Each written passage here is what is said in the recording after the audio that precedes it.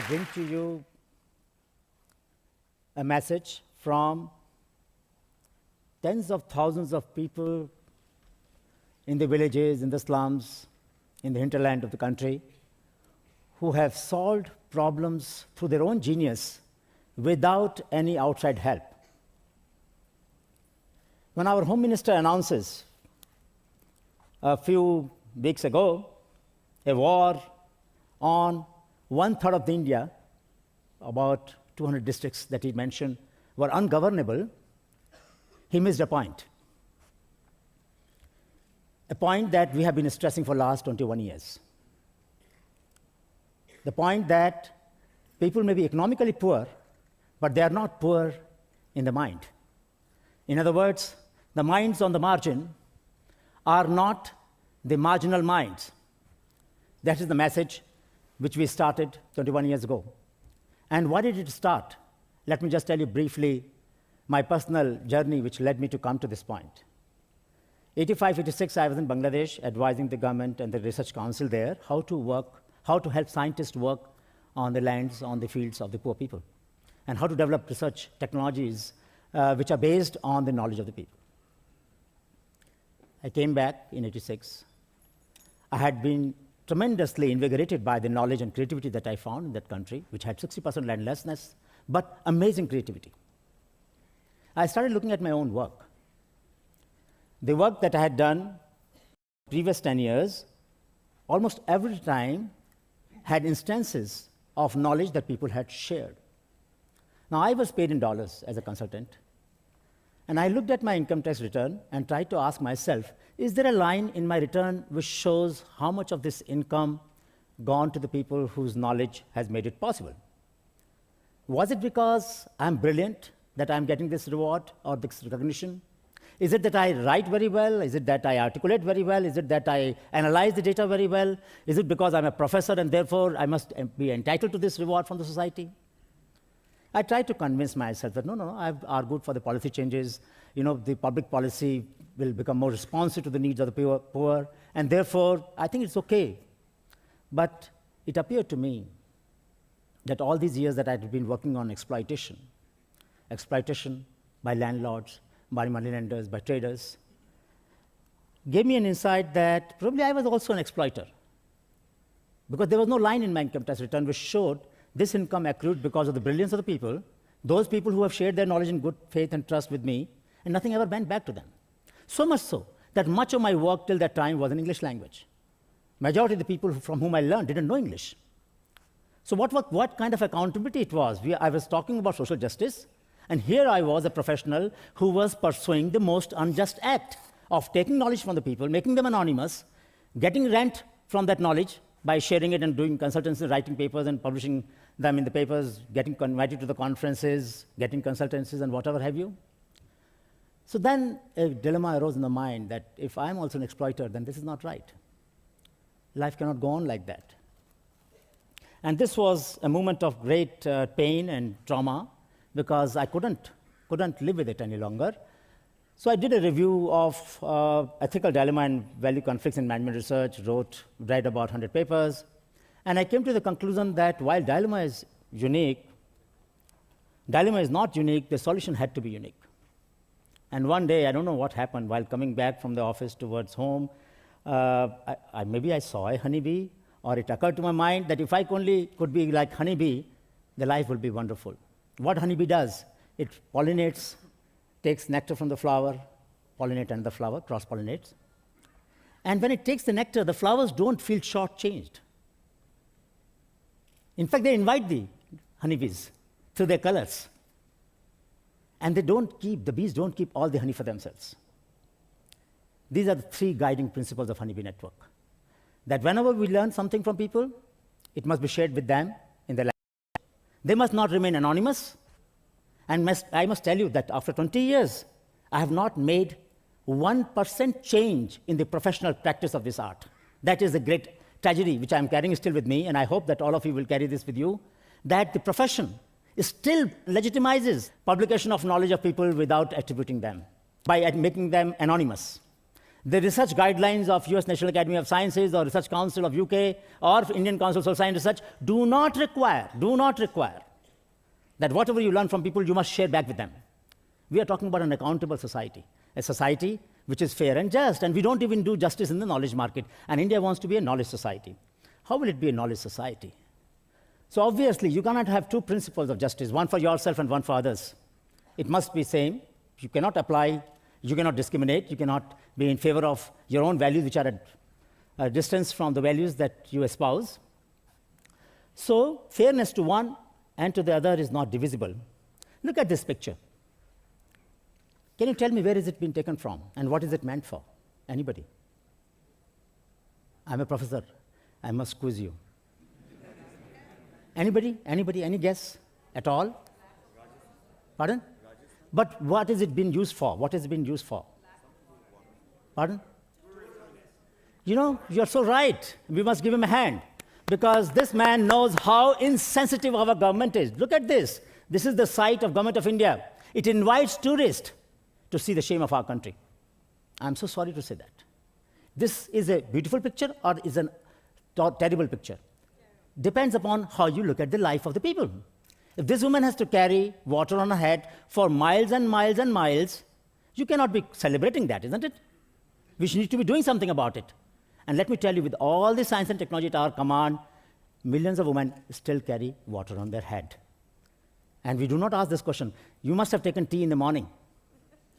Think for a minute.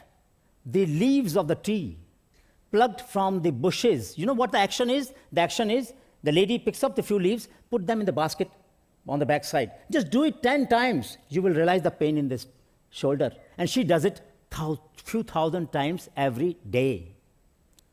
The rice that you ate in the lunch and you will eat today is transplanted by women bending in a very awkward posture, millions of them, every season, in the paddy season, when they transplant paddy, with their feet in the water.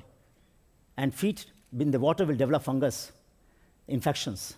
And that infection pains because then other insects bite that point. And every year, 99.9% of the paddy is transplanted manually. No machines have been developed. So the silence of scientists, of technologists, of public policy makers, of the change agent, drew our attention that this is not on, this is not on, this is not the way society will work. This is not what our parliament would do. You know, we have a program for employment. 250 million people have to be given jobs for 100 days by this great country for doing what? For breaking stones, digging earth. So we asked the question to the parliament that do poor have heads? Do poor have legs, mouth, and hand, but no head? So Honeybee Network builds upon the resource in which poor people are rich. And what does happen? Anonymous, faceless, nameless person gets in contact with the network and then gets an identity. This is what Honeybee Network is about. And this network grew voluntarily, continues to be voluntary, and has tried to map the minds of millions of people of our country and other parts of the world who are creative. They could be creative in terms of education, they may be creative in terms of culture, they may be creative in terms of institutions. Majority of our work is in the field of technological creativity.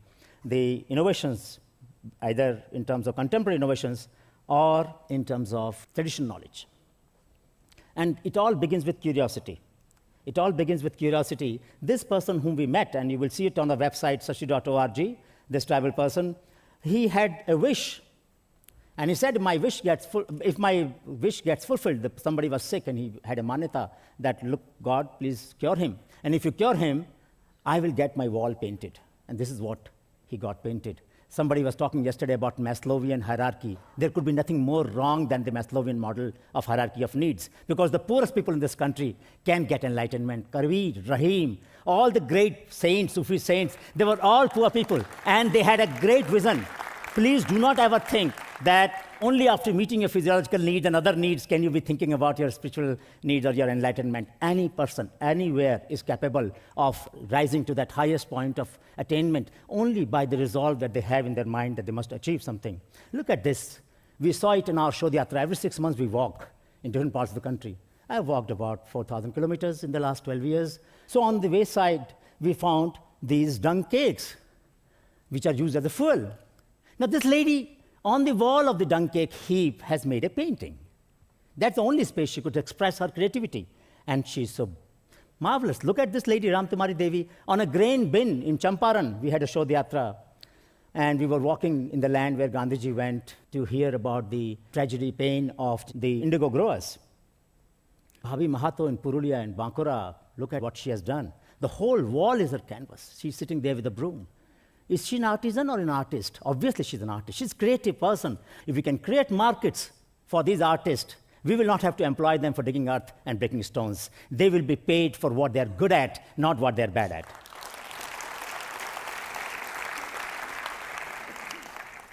Look at what Rosadin has done. In Motihari, in Champaran, there were a lot of people who sell tea on the shack. And obviously, there's a limited market to tea. As in morning, you had tea as well as coffee. So he thought, why not I convert a pressure cooker into a coffee machine? So this is a coffee machine. Just takes a few hundred rupees. He converts, people bring their own cooker. He attaches a valve and a steam pipe, and now he gives you espresso coffee. Now, this is the real affordable coffee percolator, works on the gas. Look at what Sheikh Jahangir has done. A lot of poor people do not have enough grains to get ground. So this fellow is bringing a floor grinding machine on a two-wheeler. If you have 500 grams, 1 kilogram, he will grind it for you. The floor mill will not grind such a small quantity. Please understand the problem of poor people. They have needs which have to be met efficiently in terms of energy, in terms of cost, in terms of quality. They don't want second quality outputs. But to be able to give them high quality output, you need to adapt technology to their needs. And that's what Sheikh Jahangir did. But that's not enough what he did. Look at what he did here. If you have clothes and you don't have enough time, you have to wash them, he brought a washing machine to your doorstep mounted on a two-wheeler. So it's a model where a two-wheeler washing machine, he's washing the clothes and drying them at your doorstep. You bring your water, you bring your soap, I wash the clothes for you, charge 50 paisa, 1 rupee for you per lot, and a new business model can emerge. Now what we need is, we need people who will be able to scale them up. Look at this. It looks like a beautiful photograph, but you know what it is? Can anybody guess what it is? Somebody from India would know, of course. It is a tawa. It's a hot plate made of clay. Now, what is the beauty in it? When you have a non-stick pan, it costs about maybe 250 rupees, $5, $6. This is less than $1. And this is non-stick. It is coated with one of these food-grade materials. And the best part is that while you use a costly non-stick pan, you eat the so-called Teflon or Teflon-like material. Because after some time, the surface appears. Where has it gone? It has gone in your stomach. It was not meant for that. You know? But here, in this clay plate, hot plate, it would never go into your stomach. So it is better. It is safer. It is affordable. It is energy efficient. In other words, solutions by the poor people need not be cheaper, need not be so-called jugaad, need not be some kind of makeshift arrangement. They have to be better, they have to be more efficient, they have to be affordable. And that is what Mansukh Bhai Prajapati has done. He has designed this blade with a handle, and now in $1, you can afford a better alternative than the PPL market is offering you. This lady, she developed a herbal pesticide formulation. We filed a patent for her in National Innovation Foundation. And who knows, somebody will license this technology and develop marketable products, and she would get revenue. Now, let me mention one thing. I think we need a polycentric model of development, where a large number of initiatives in different parts of the country, in different parts of the world, would serve the needs of locality in a very efficient and adapted manner. Higher the local fit, greater is the chance of scaling up. In the scaling up, there's an inherent inadequacy to match the needs of the local people point by point with the supply that you're making. So while people are willing to adjust with that mismatch, things can scale up, and they have scaled up. For example, cell phones. We have 400 million cell phones in this country. Now, it is possible that I use only 2 buttons in the cell phone, only 3 options in the cell phone. It has 300 options. I'm paying for 300. I'm using only 3, but I'm willing to live with it. Therefore, it is scaling up. But if I had to get a match to match, obviously, I would need a different design of a cell phone. So what we are saying is that scalability should not become enemy of sustainability.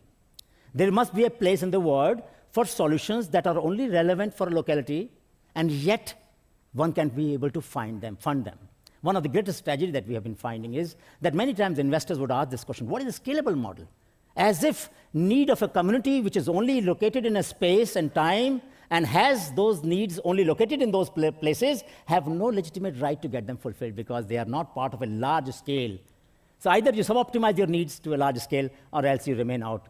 Now, the Amazon model, the long-tail model tells you that small sales of large number of books, for example, having only few copies sold, can still be a viable model.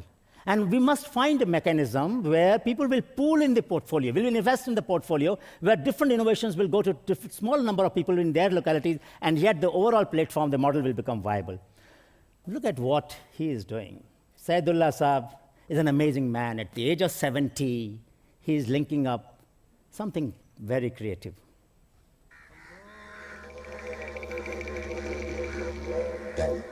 नाव का इंतजार मुझे गवारा न था,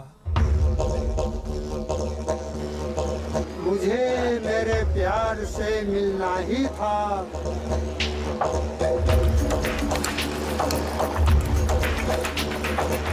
मेरी बेकरारी ने मुझे आविष्कारी बना दिया।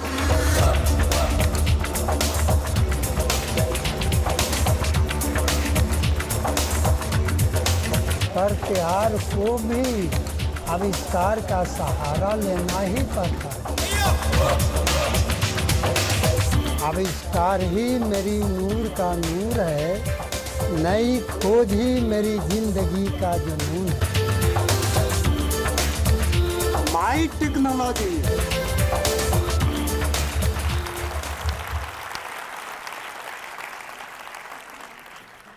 Saidullah Saab is in Motihari again, in Champaran. Wonderful human being, but he still sells at this age honey on a cycle to earn his livelihood because we haven't been able to convince the water park people, the lake people in various municipal corporations. And we have not been able to convince the fire brigade people in Mumbai, where there was a flood a few years ago, and people had to walk 20 kilometers wading in the water, that, look, you should have this cycle in your fire brigade office because you can then go to those lanes where your buses will not go, where your transport would not go. So we have not yet cracked that problem of making it available as a rescue device, as a vending device during the floods in the eastern India when you have to deliver things to people in different hamlets, in different islands where they're marooned. But idea has a merit. Idea has a merit. What has Apachan done? Apachan, unfortunately, is no more, but he has left behind a message, a very powerful message. ലോകം കൊണ്ടിരുന്ന് ഞാനൊന്ന് കാണാറുണ്ട്.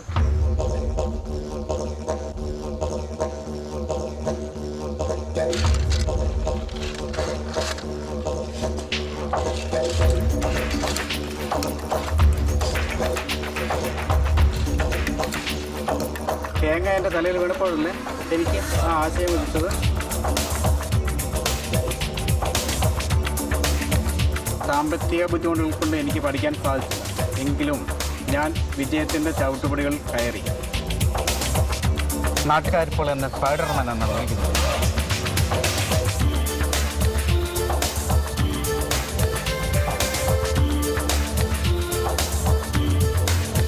Technology.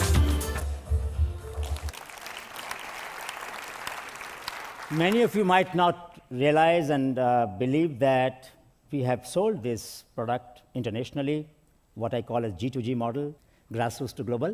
And a professor in Massachusetts University in zoology department bought this climber because she wanted to study the insect diversity on the top of the tree canopy. And this device makes it possible for her to take samples from larger number of palms rather than only few, because earlier she had to make a big platform and then climb. Her PhD student will climb on that. So, we are advancing the frontiers of science. Remia Joss has developed, you can go to the YouTube and find India Innovates, and then you will find these videos. Innovation by her when she was in class 10th, a washing machine, exercising machine. Mr. Karai, who is a physically challenged person, 1.5 foot height only, but he has modified a two-wheeler so that he can get autonomy and freedom and flexibility. This innovation is from the slums of Rio.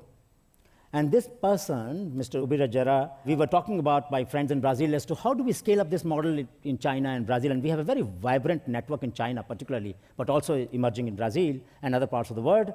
This stand on the front wheel you will not find in any cycle. India and China have the largest number of cycles. But this innovation emerged in Brazil. The point is, none of us should be parochial. None of us should be so nationalistic to believe that all good ideas will come only from our country. No, we have to have the humility to learn from knowledge-rich, economically poor people wherever they are. And look at this whole range of cycle-based innovations. Cycle as a sprayer. Cycle which generates energy from the shocks on the road. I can't change the condition of the road. I can make cycle run faster. That is what Kanak Das has done. And in South Africa, we had taken our innovators, and many others had gone there to share with their colleagues in South Africa as to how can innovations become a means of liberation from the drudgery that people have. And this is a donkey cart which they modified. There's an axle here of 30-40 kg, was serving no purpose. You remove it, the cart needs one donkey less. This is in China. This girl needed a breathing apparatus. These three people in the village sat down and decided to sit. How do we elongate the life of this girl of our village? They were not related to her, but they tried to find out how can we use. They used the pipe of the washing machine, they used a cycle, they put together a breathing apparatus. And this breathing apparatus now saved the life and she's being welcomed. There are a whole range of innovations that we have. A car which runs on the compressed air with 6 paisa per kilometer, Assam, Kanak Gogoi. And you would not find this car in US or Europe, but this is available in India. Now, this lady, she used to do the winding of the yarn for Pochampalli sari. In one day, 18,000 times she had to do this winding. It generated 2 saris. This is what his son has done after 7 years of struggle. She said, change your profession. He said, I can't. This is the only thing I know, but I will invent a machine which will solve your problem. And this is what he did, ASU machine in Andhra Pradesh. So this is what Sashti is saying. Give me a place to stand, and I will move the word. I would just tell you that we are also doing competition among children for creativity, a whole range of things. We have sold things all over the world, from Ethiopia to Turkey to US to wherever. Products have gone to the market, a few. These are the people whose knowledge made this herbal weight cream for eczema possible. And here, a company which licensed this herbal pesticide put the photograph of the innovator on the packing so that every time a user uses it, it asks the user, you can also be an innovator. If you have an idea, send it back to us. So creativity counts, knowledge matters, innovations transform, incentives inspire. And incentives not just material, but also non-material incentives. Thank you.